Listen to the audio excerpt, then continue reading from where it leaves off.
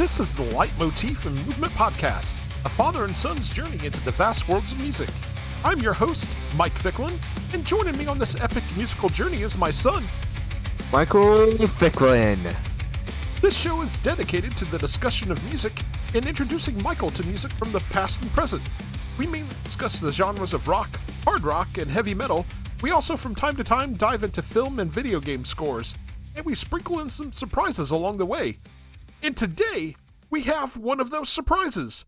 We're kicking off this episode with a very special guest, Freddie, the vocalist of Against I. And that'll be followed by our full breakdown of their new album, Anti-Life. Let's jump right into that conversation. We've got a very special guest with us today. We are honored to have Against I vocalist Freddie with us today to discuss the band's upcoming record, Anti-Life, which is due out on March 13th. Freddie, thank you so much for taking the time to join us. Hey, thank you for having me. It's a pleasure being here. Awesome. So, indulge me for a moment. Take me back to the beginning. What was your entry point with metal, and when was it you heard the call to become a musician? Was there one specific album or concert that flipped the switch for you? Yeah, I mean that's actually a simple one. But if we go really really long back, the first album that I got that got me into metal was Somewhere in Time from Iron Maiden. I think it was from '83, wasn't it? But the one that really made me want to become a vocalist is Pantera's Vulgar Display of Power. Yes. Like when I heard Philip Anselmo, I was like, dude, this is what I want to do. It's like it just blew me away. It had everything from being like heavy and like melodic, and just the vocal range of Philip Anselmo. Holy Totally agree. Was there one particular song off of Vulgar Display that just really set it off for you? yes, Hostile. Yeah, dude. Great It's song, like, man. it is, isn't it? It's just so right in your face. It's like, especially back then in the 90s, it was, yeah, of course there were heavier stuff, but this stuff was like just so good. Like everything from the guitars to the drums and vocals and everything. Yeah, Dime remains one of the greatest guitarists I think I've ever heard in metal, period. Not only from a technical standpoint, but just from the groove standpoint. Yeah, I totally agree. Michael, you want to take the next question? Okay. This is a break. Actually, I'm gonna let you have this one. Not Okay. Yeah, so following you on social media, Freddie, I know that you're also a chef. I suspect that the draw to being a chef is there's a certain sense of artistry to it. Yeah, I mean, but then again, I always say that my cooking is like my music making. It's like it's okay, but I don't follow any recipe or rules or anything. It's like, don't give me a recipe. I don't like cooking after recipes. I just like to go by feeling. You know, it's like if I hear something that I like, it's the same. If I taste something that I like, I know I like it. You understand what I'm saying? It's like Absolutely. more everything is just a lot of feeling, a lot of trying, experimenting. That's the way I do things, both musically and in my normal everyday chef life. And it is a type of artistry, of course, but it's more like a puzzle. You know, you have to take the pieces and try to fit them all together and everything. Do you actually work at a restaurant, Freddie? I don't think I've ever actually seen that, but I see you post food all the time. I do. I actually work at Volvo HQ. It's a lunch restaurant here in Gothenburg, where Okay. where Volvo has it's the birthplace of Volvo, pretty much. So it's a normal 6 to 3 o'clock job, no weekends. Very creative. I'm very free to do whatever I feel like doing. So it's nice. It's really good. Helps keeps that artistic vibe flowing when you're ready to get to the music. Yeah, exactly. The only problem is getting up super early, so you're really tired when you get home. So it's time management. You know what I mean? I have to imagine it's kind of like composing a symphony sometimes when you get that dish just right, you know. Yes, exactly. Well, it's sometimes it's easier and sometimes it's harder. It's like with everything. It depends on. I think it's a little bit from day to day, kind of.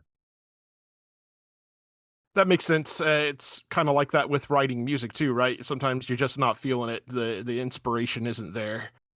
Yeah, and but sometimes if it takes too long, you gotta force it out a little bit. I know it doesn't sound good when I say that, but trust me on when I feel like I'm stuck, I can just if I just try to force it out a little bit, it usually loosens up.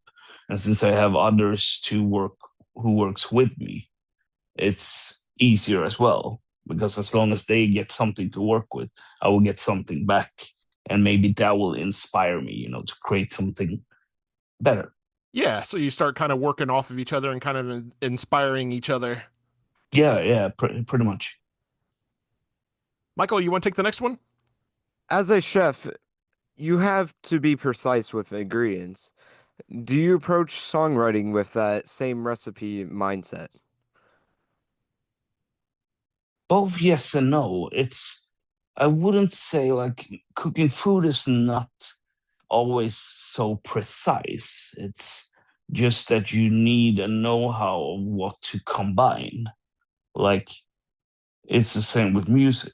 If you have a good that's what I'm looking for, grasp of what you're gonna make, then you know where to start.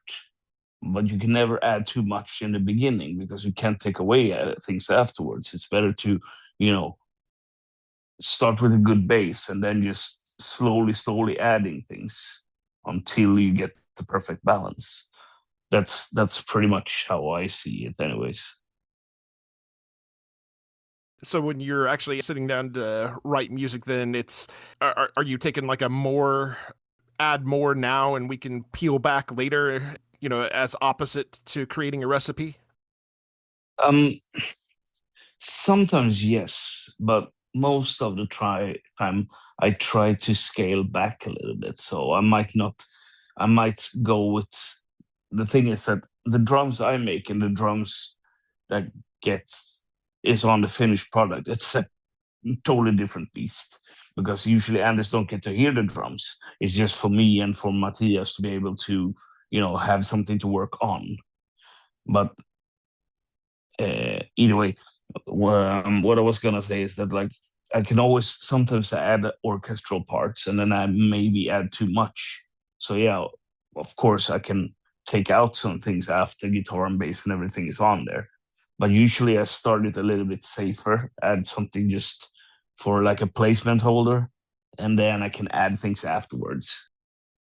Yeah, that makes sense. So you program some drums just so you have some rhythm to work with, and then let Anders do his thing when it's time for him to add his own pieces to it. Yeah, exactly. That makes sense. Well, since we're talking about the recipe for your music, let's look at the new dish you've prepared. Anti Life is coming out on March 13th. The title itself is pretty heavy. What was the headspace you were in when you started writing this specific collection of songs? Oh, the thing is that I don't always have the lyrics or like song titles ready.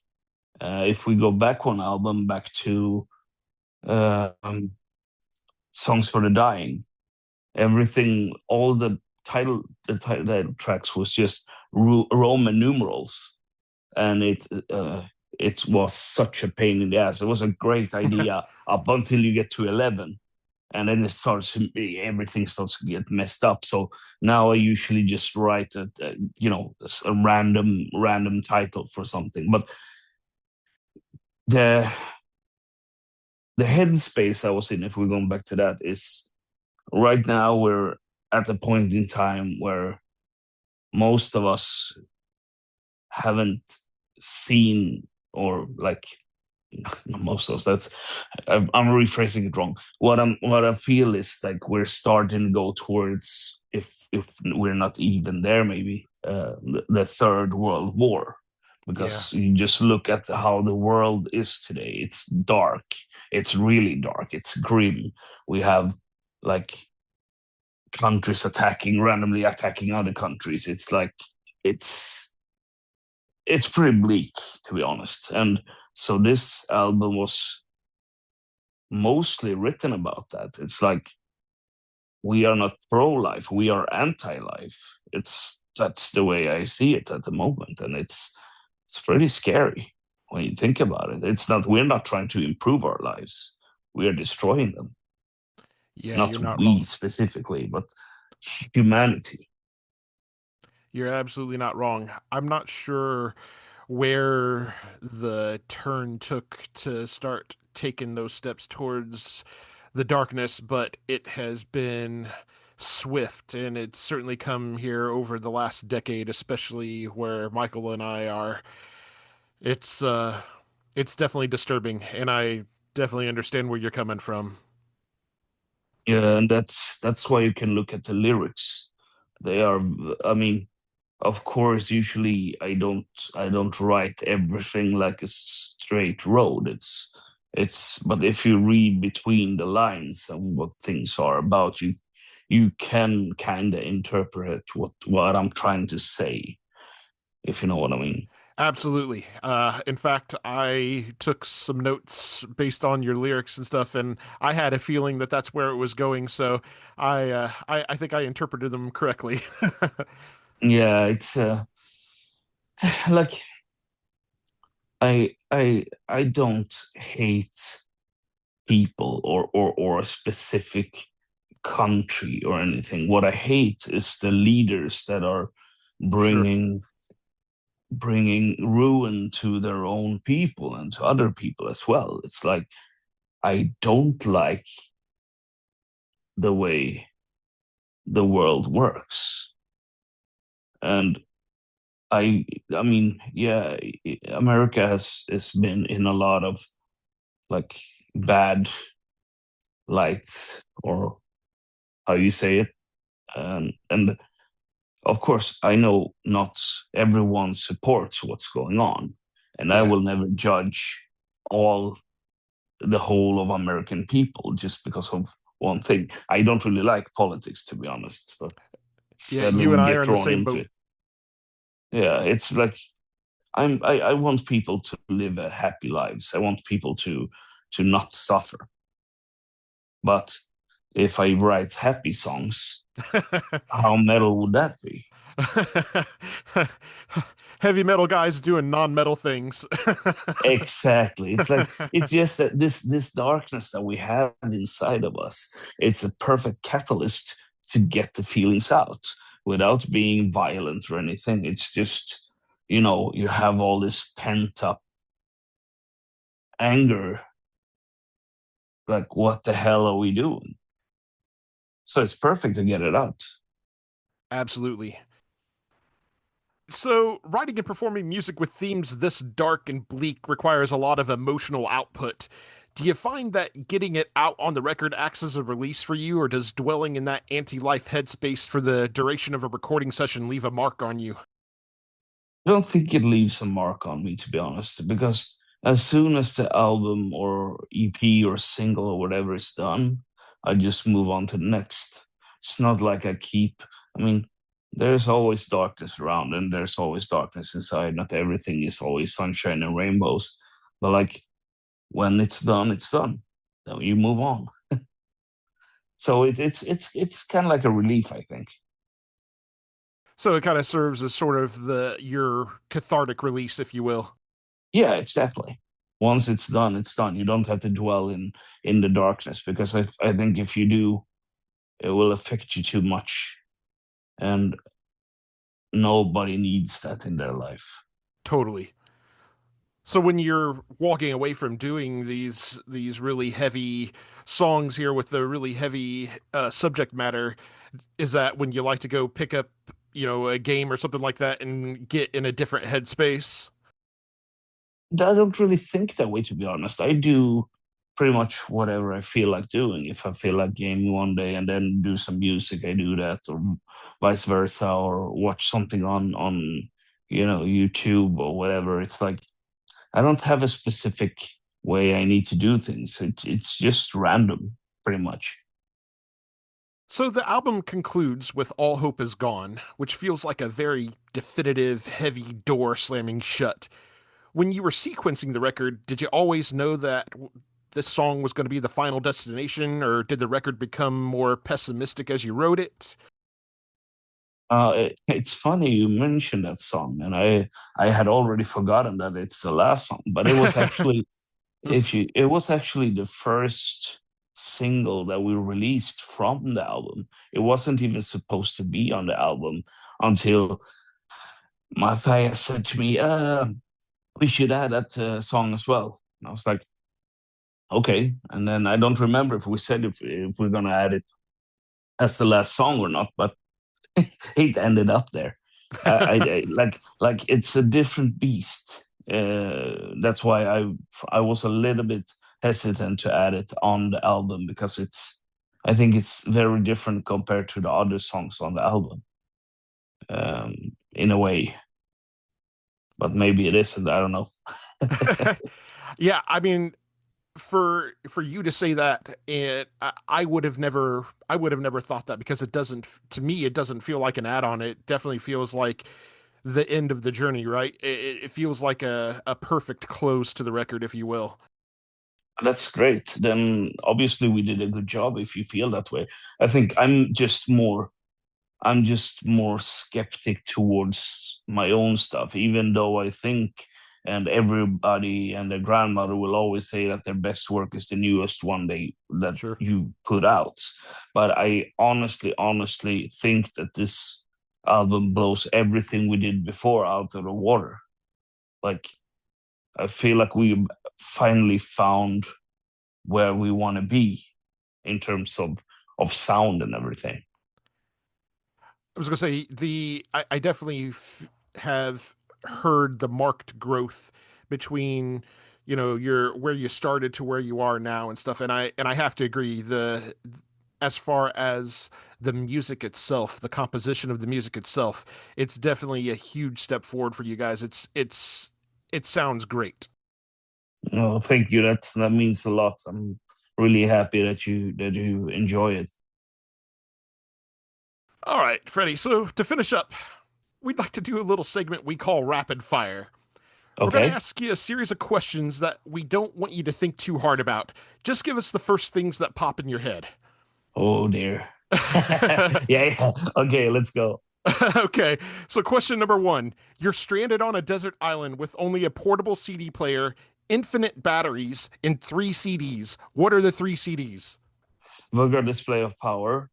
Uh, God damn it. What's the name of the newest cattle decapitation? You know? I don't know right off the top of my head. I'd have to think about it for a second. Yeah, it's that one, anyways, and also the latest one by Morse Principum Est, which I also don't remember. Something with death. Awesome. But yeah, those three. Great answer. Uh, does pineapple belong on pizza? I don't really care for it, to be honest, but I also don't judge. Fair enough. So you're starting a supergroup.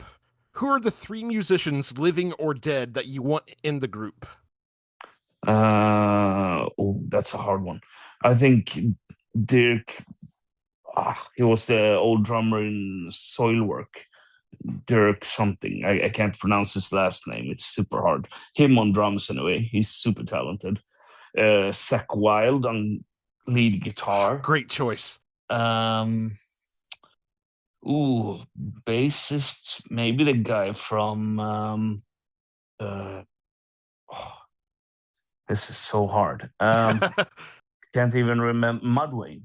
The bassist from Mudvayne. I have Mudvayne? no Yeah. idea. He's great. He's got a And great sound. yeah, he does. And then I would like some other technical guitar player. I'm gonna leave that. I have no idea. I don't know a lot of the names of the musicians that are in various groups, to be honest. That's okay. We definitely picked up the vibe that you were going for, though. Yeah, I love the Zach Wild choice. Great choice. yeah, because he can pull off some really awesome stuff. And I think you could get something melodic and really heavy with him. Totally. All right, last question, Freddie. Yeah. Was Lars right?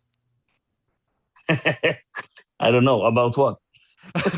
I'm gonna say no. Just gonna say no.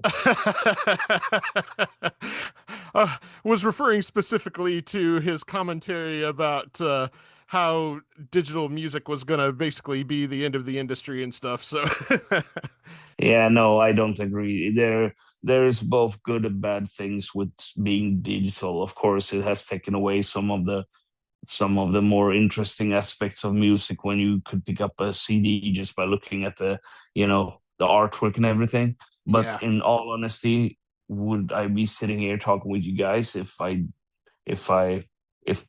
digital music digitally wouldn't have taken off? Probably not. So there's a lot of things to be grateful for, as 100%. well as bad, I guess. Well, Freddie, this has been an absolute blast. Thank you for the peek behind the curtain of Anti-Life.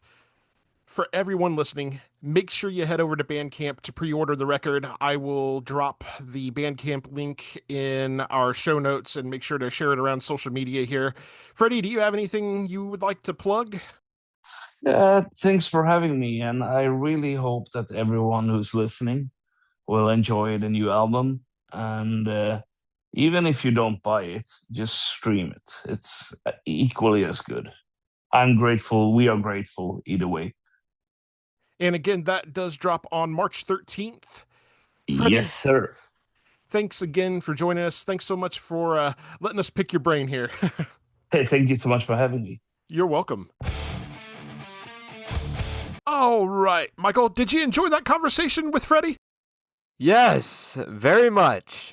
That was awesome. We're going to have him back on the show.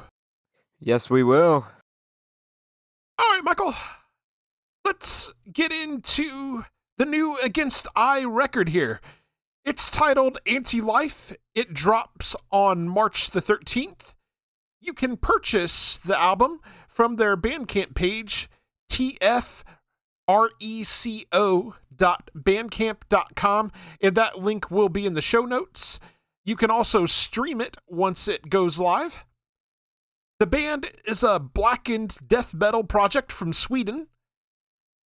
The band features Freddie on vocals, production, and synths, Anders on drums, and Matthias on guitar and bass. Let's go ahead and get into our track-by-track breakdown. Michael, we kick things off with track number 1. This is In Death's Grip. What do you got on this one? I love that suspension leading into that main guitar riff and drum work. It's amazing. Yeah, that suspense. It's an amazing build-in. Yeah, it is. I also, it just builds in so well into each other.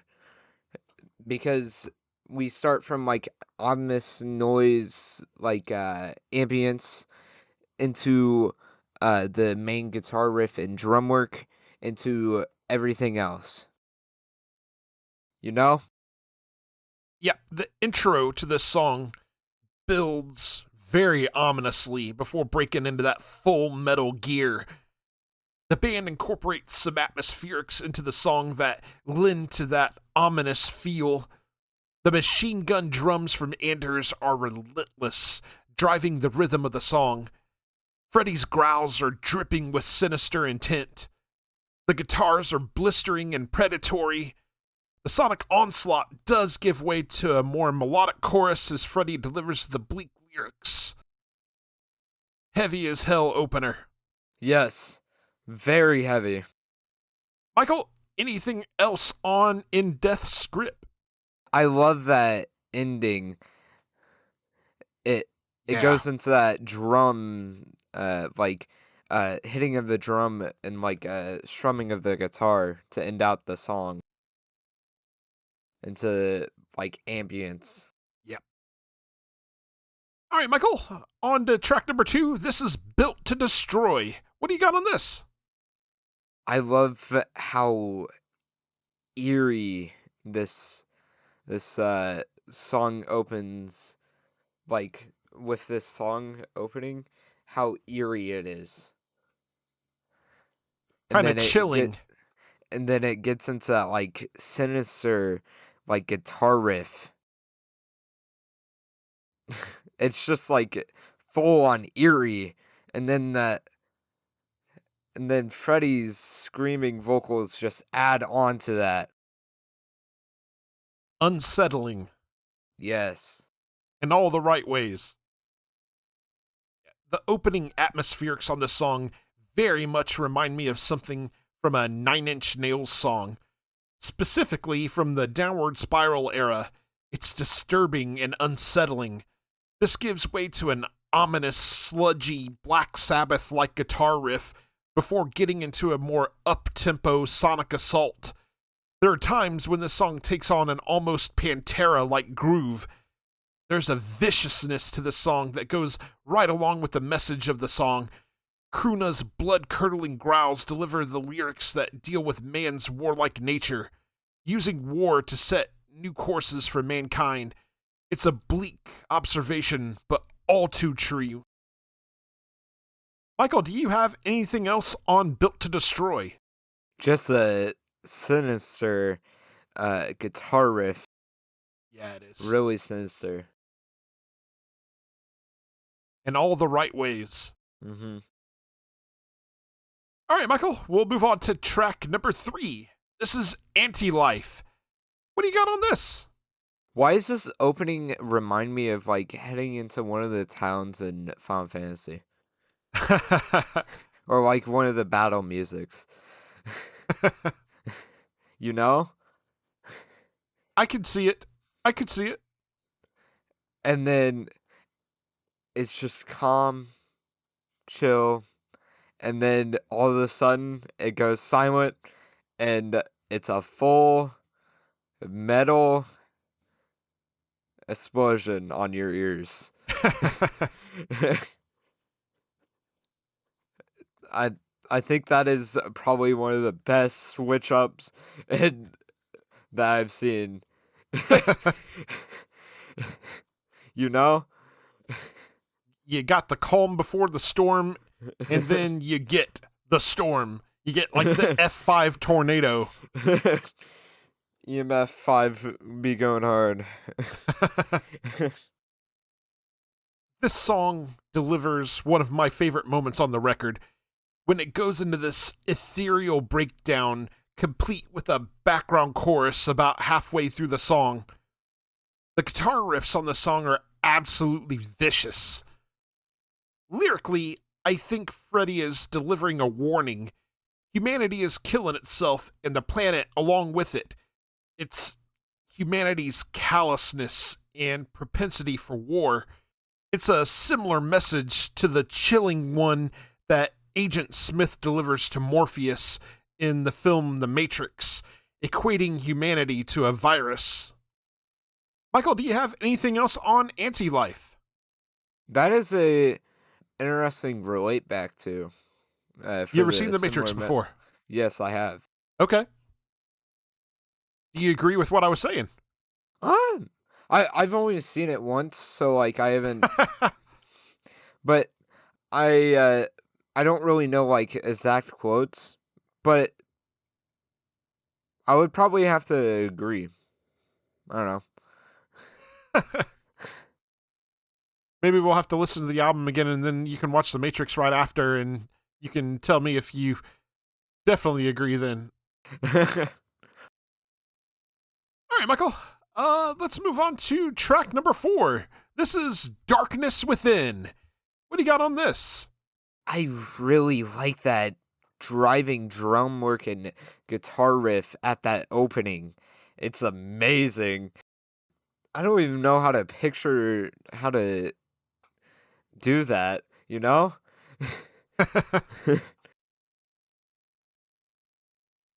Does it make you want to pick up your guitar and play?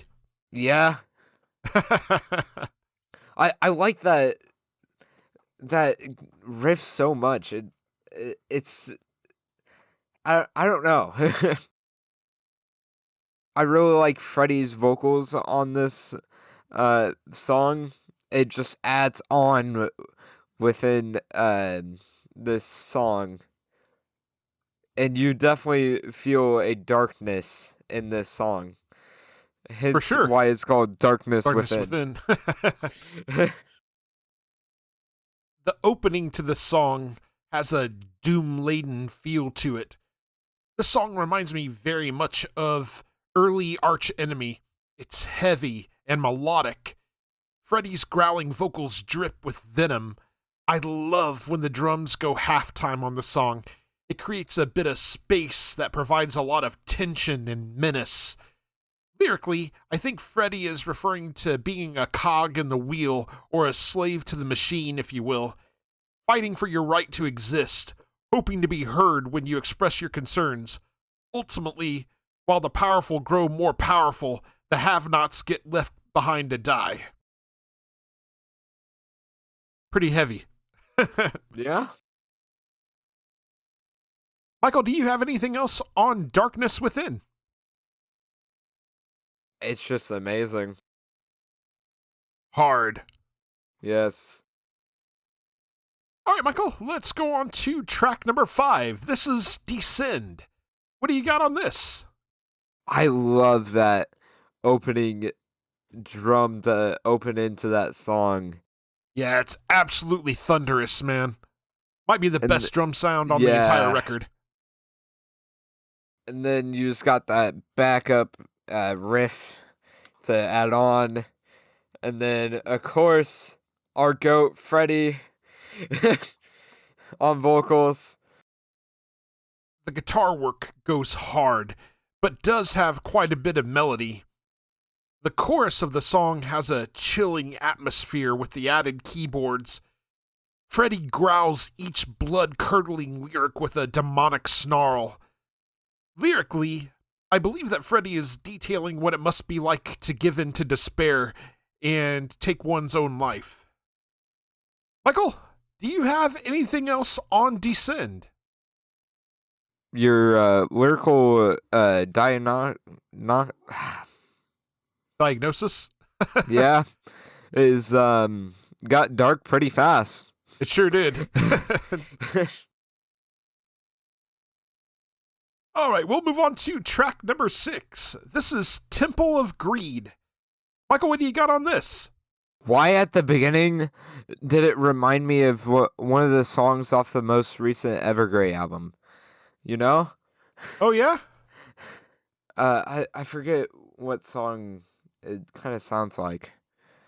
But it sounds like one of the songs off that album. Like at the very beginning of the first strumming of the guitar, it reminds me of one of the songs off the newest Evergrey album. Okay. But it sounds nothing like it. Once it actually gets into the song. Yeah. After the first, second of strumming, it goes straight into full metal. Just goes for the jugular. Yeah. You won't have a jugular left. We get this, slow burn opening to this one before the song breaks into its full metal attack. The guitar work underneath the spoken word section is so good. Mm-hmm. It provides this ominous, uneasy feeling. Yeah, it just gives sinister immediately. Yeah. You know? The closing 10 seconds of the song is absolutely killer. The machine gun drums are going, cymbals bashing, and the guitar riff has a head-banging groove. Lyrically, I think Freddie is giving commentary on corruption, greed, and avarice running through religion. Michael, do you have anything else on Temple of Greed? I think the Temple of Greed is flourishing right now. You ain't wrong. All right, Michael, that'll take us into track number 7. This is Empire of Bones. What do you got on this? Are we Bones? Maybe here before long. Yeah. The opening with the war horns. and then the like after the second blow of the war horn, it goes into that nice riff just to add on to the feeling. Yeah, those war horns are super ominous. Yeah, and then you get into that drum work. With that drum work, I can't express how much I love the drum work on this album. Very, very good. It's yes. very technical. Better than anything I could probably pull off. Yeah. After we get out of those war horns, we're greeted with a chugging guitar riff as we get into the first verse. The keyboards in the background provide additional haunting atmosphere to the song. Freddie's growling delivery of the lyrics adds an additional element of darkness. The sound of the drums on the song is also killer. Lyrically, I believe this song is about mankind's violent nature and how, in all the time of its existence, it has never changed. We're still fighting wars and killing ourselves, possibly pushing ourselves toward extinction. Yeah, that got dark. Bleak. Yeah. We probably need to put a warning somewhere. You know? Maybe. All right, Michael. It's just made. Oh, go ahead. It's just mainly because of the topic that we need to put a warning. It's just a little bleak. All right, Michael. Anything else on Empire of Bones? I do not. All right. So let's get into track number 8. This is Greed. What do you got on this? Why does this sound like something that would come off of a Pantera album? Yeah, dude. Yep. Even though I've only listened to one Pantera album, it sounds like something that would come off a Pantera album, though. Particularly the start of the song definitely reminds me of something Pantera might have written. It's really nice and aggressive, I feel like, you know? Groovy. Mm-hmm. The screaming vocals just adds on. It's the perfect. It's like finally completing that 5,000 piece puzzle. And you have the last piece. Yeah, for me, as we get into the song proper, I'm reminded of Children of Bodom. There's that dark theatrical atmosphere that Children of Bodom were known for. It's got that blend of aggression and atmosphere. Lyrically, I think Freddie is giving commentary on the powerful preying upon the weak. The powerful continue to take and amass more wealth while the rest of us suffer. It's almost like a companion piece to Temple of Greed. Michael, do you have anything else on Greed? I do not. All right. So let's move on to track number 9. This is Sacrifice. What do you got on this?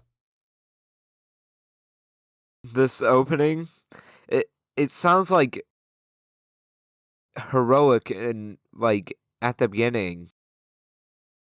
But like I don't feel like it's heroic at all. The lyrical content. Yeah, I think it kind of reminds me a bit of like a Black Sabbath. It's a very Sabbath-sounding riff. It does sound like Sabbath a lot. And then you get... It's like really happy in a way. But based on the title, I don't feel like it's supposed to be happy.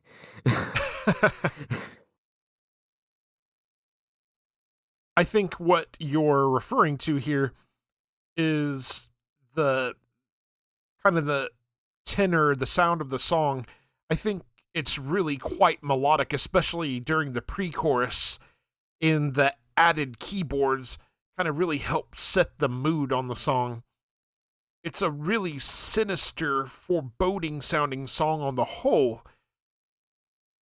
Lyrically, I think that this is a commentary on people that get caught up in a cult of personality.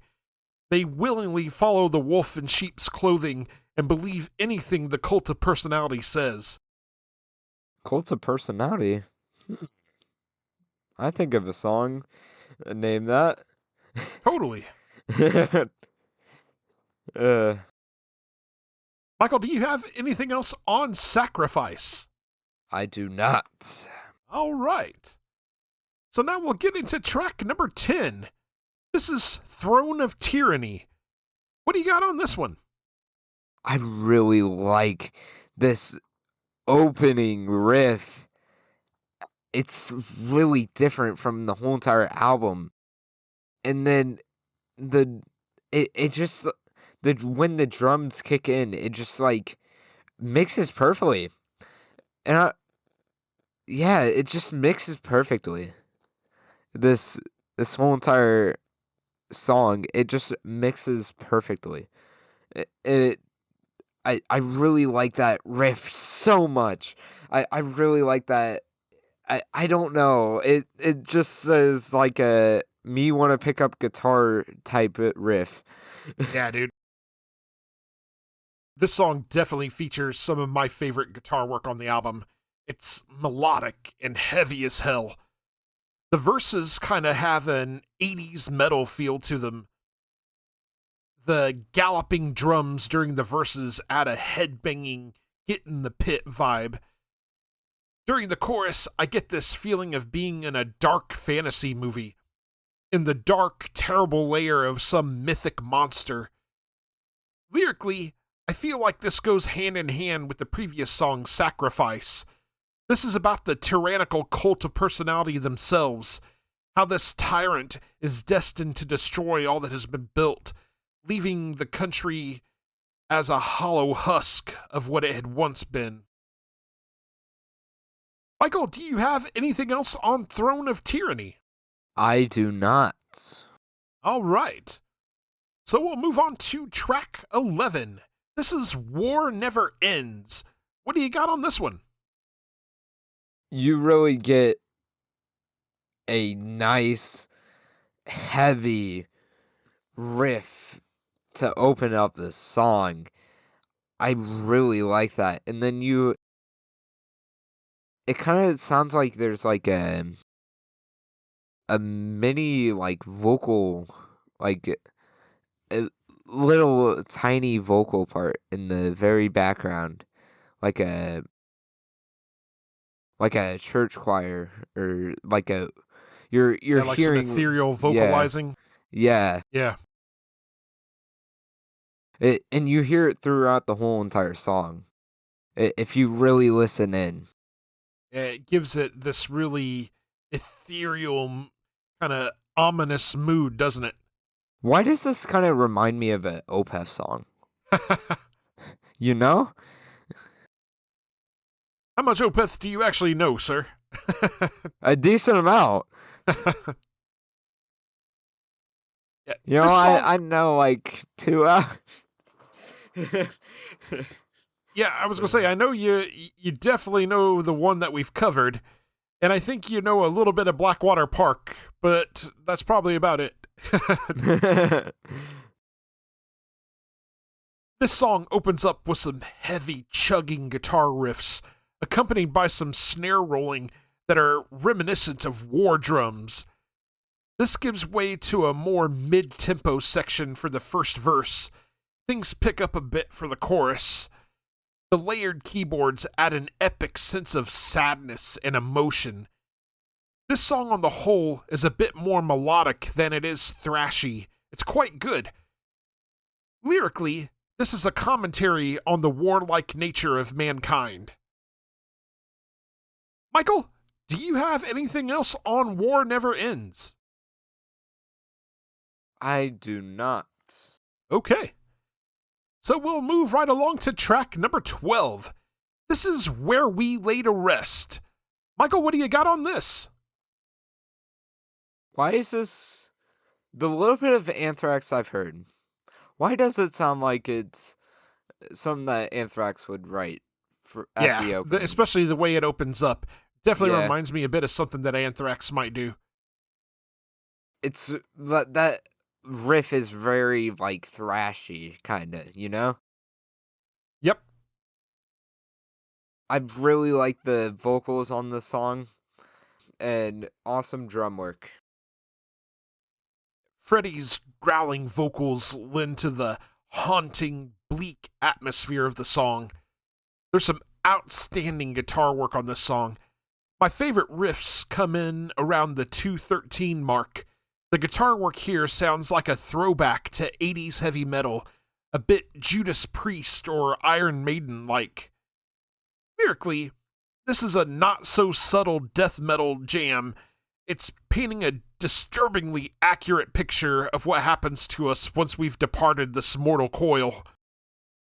I really like that middle, I think it was like a minute or like 30 in, I think, with like that the drum work and the like strumming of the guitar. I really like that. It's really Like that unique. section? Yeah. Yeah. Do you know what section I'm talking about? Probably the same one I was talking about. The starts around the 2:13 mark. I don't know. Maybe. We have very different. We are like 30 seconds between each other. There's the thing. Oh, maybe. I'll have to go back and re-listen to the section you're talking about. Michael, do you have anything else on Where We Lay to Rest? I do not. Okay. So now we'll get into track number 13. This is Symphony for the End. Michael, what do you got on this? This really the opening sounds like a type of tribal type. I don't know. It just seems, I don't know. I'm just gonna lay that thought to rest. You know? It's kind of got this doom-laden tribal feel to the intro. And then that amazing drum work, like at the breakdown, heading into that. I think it's in the chorus or like heading into it. It's amazing, and those riffs don't disappoint at all. And Freddie's vocals, our goat Freddie, did not disappoint. I really enjoy the chorus guitar riffs on this song. There's something akin to a Lamb of God sound to the music here. It's thrashy, groovy, and dark. There's a keyboard-led breakdown around the midway point before breaking into the final metal assault that takes us the rest of the way. Lyrically, I take this a couple of different ways. It could be a commentary on destruction of the world through war, or perhaps nuclear holocaust. Or it could perhaps be a commentary on the effects of global warming, pushing all life on the planet towards extinction. Either way, the message is bleak but clear. Yeah. Michael, do you have anything else on Symphony for the End? I do not. All right. So then I'll take us to the final track on the album. This is All Hope Is Gone. Michael, what do you got on this? I feel very unsettled at this beginning. It is very unsettling. Yeah. The atmospherics, they're very disorienting and creepy. And then it we don't even get a second to like break off and like take a breath.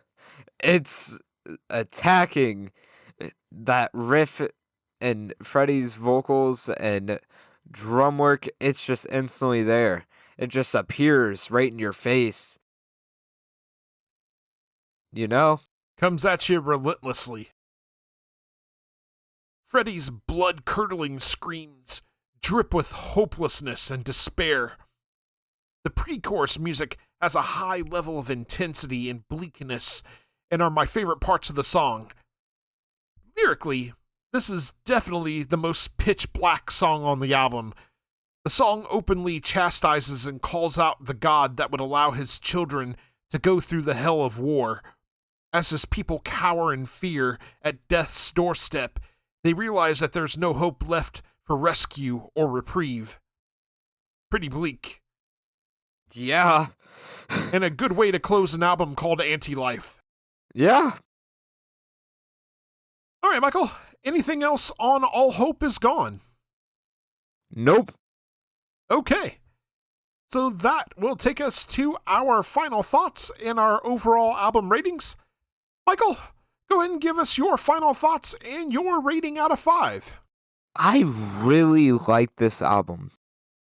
I enjoyed the amazing riffs, the unique sounds with the atmosphere of the album, and Freddie's vocals, amazing.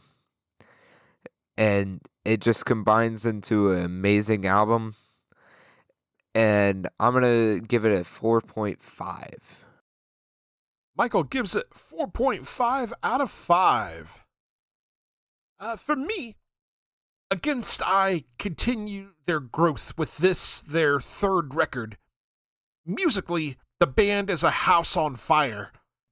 Anders' blistering drums, Matthias's melodic but heavy guitar riffs, Freddie's atmospheric keyboards, and his venomous screams combine to form one apocalyptic as hell outing.